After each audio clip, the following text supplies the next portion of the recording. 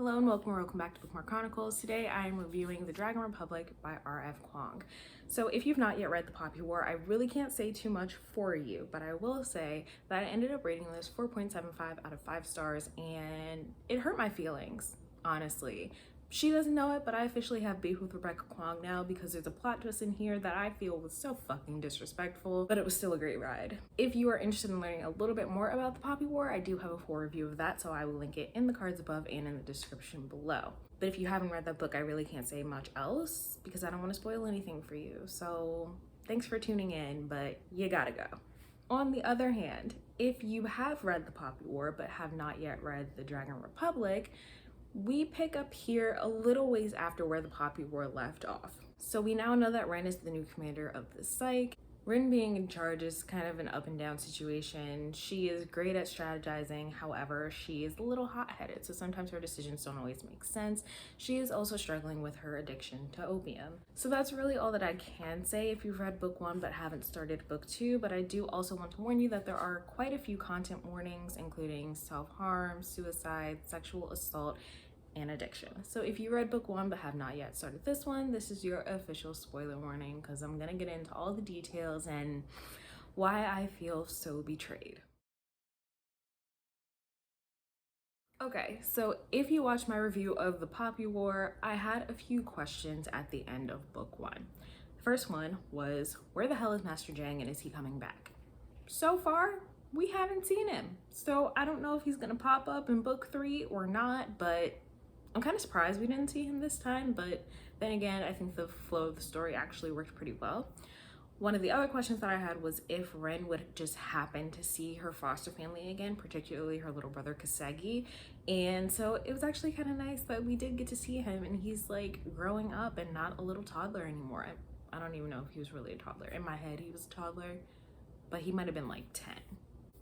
Anyway, we saw Kasegi, but we don't know if he made it out before the battle began, so I wonder if we'll find that out. That is another question that I have. Her foster father overdosed on opium, and her foster mother is still a bitch. One of my other questions was what will happen when they come face to face with the Empress, and we still haven't really gotten that. Like, there was no conclusion there, I don't feel. We definitely learned a lot about Daji and about the trifecta, but I still have a lot of questions, like where the hell did she go? And she told Ren, come find me. So I feel like maybe we'll see that in the Burning God, I don't know. I also predicted that Neja was not dead. I don't know why, but I just had that feeling and he wasn't, and I was so happy about that, but then he disappointed me later, so I'll get to that in a minute. Now on to the characters.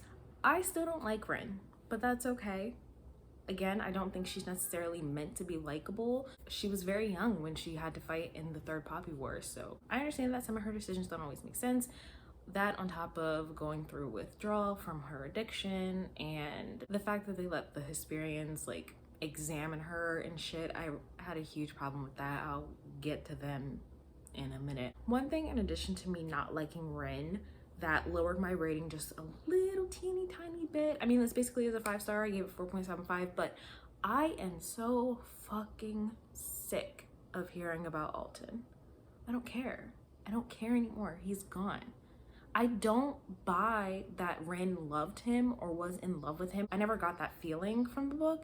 So the fact that she's constantly like having visions of him and he's telling her that she should have died, and what's up with her having his handprint on her? I don't like that. I'm just really not here for it. My favorite character still is Katai. I'm so happy that he and Ren are friends again because I hated how they ended things in the Poppy War. He better not die. If he fucking dies, I'm going to be so mad. No, he has to make it. He's gonna make it. Yeah, it's fine. So I really don't like the Dragon Warlord or his wife. Like, the wife's a bitch, first and foremost. I feel like Visera just handed the country over to the Hesperians, and for what? Because he wanted access to their naval fleet? Was that worth it? I don't think it was.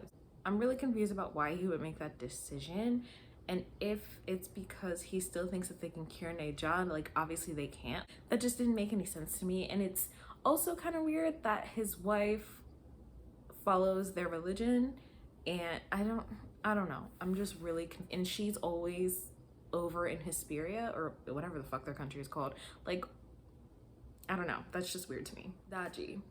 I started to hate her when we found out some of the decisions that she's made, and I'm assuming we'll learn a little bit more about her and why she's done some of the things that she's done. In the last book we did get a little glimpse of that in this one, but I also just have a lot of questions because the scene where they're talking about how the trifecta, they're all anchored to each other, which means that the Dragon Emperor is either still alive or their bond is broken. I want to know what happened there.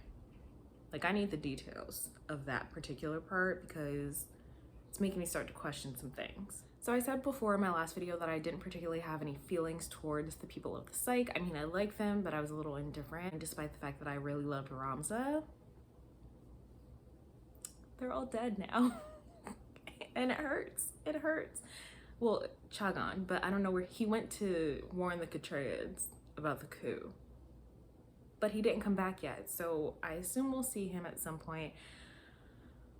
When they executed Baji and Sunni, that hurt me. And then when Ramza sacrificed himself, oh my god, that really hurt. That really hurt. But now that they're all gone, she only has Katai and Venka, and I guess we'll see what happens. Speaking of Venka, I'm glad to see her again. I'm glad to see her healing. I didn't really like her in the Poppy War because she was obviously a very snobby, aristocratic bitch. But I'm glad that she has joined their friend group, and I'm excited to see what role she plays in book 3. I never liked Jinja at all because he's a dick right from the jump.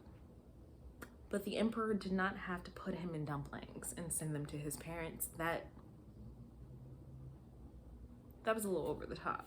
I mean, like, nice move, but over the fucking top. Ninja. This is gonna be so weird for anybody who watches this, who has seen me talk about certain things on my channel. Is it weird that I was shipping him with Ren?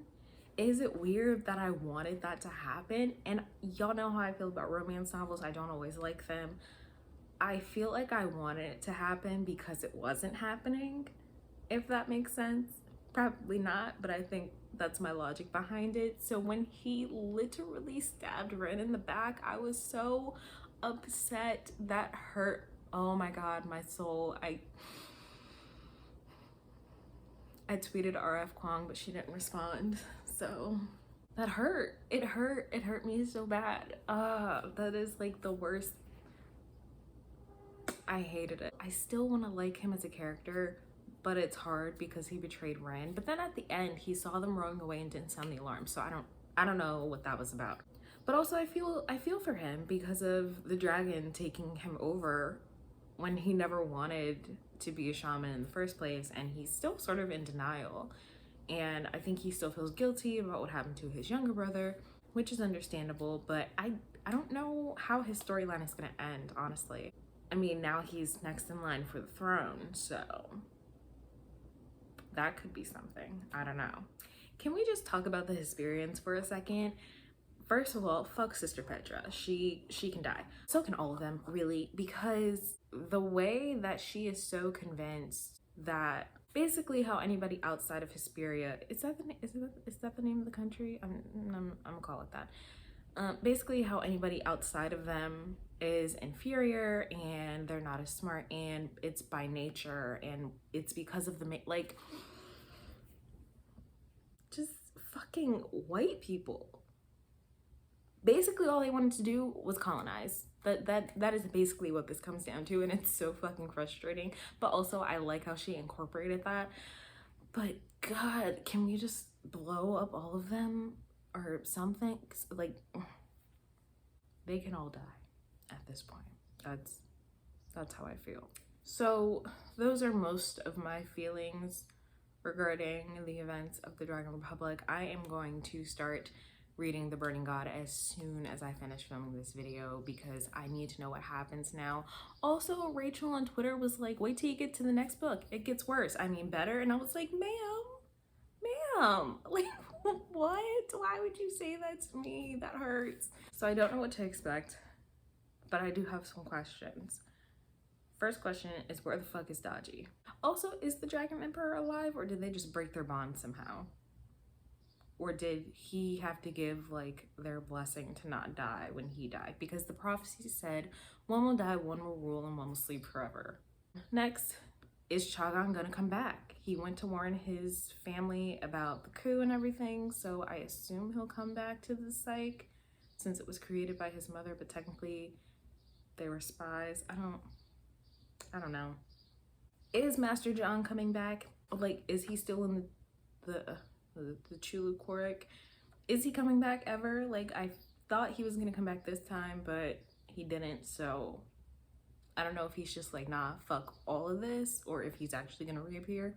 I wonder if the coup among the Catraids is gonna have anything to do with the civil war that I guess is the second civil war that is happening now. I really don't know what to expect with that part. And then we don't know if Kiseki made it out alive before the battle started. So I wonder if we'll actually see him again. Because when I had that question at the end of the Poppy War, I didn't actually think that we were going to see him again because it's a war novel. She's traveling all this way. I did not think that their paths were going to cross, but we'll see. So those are my thoughts on the Dragon Republic. Let me know if you have read this and if you have already read The Burning God and what you thought of it.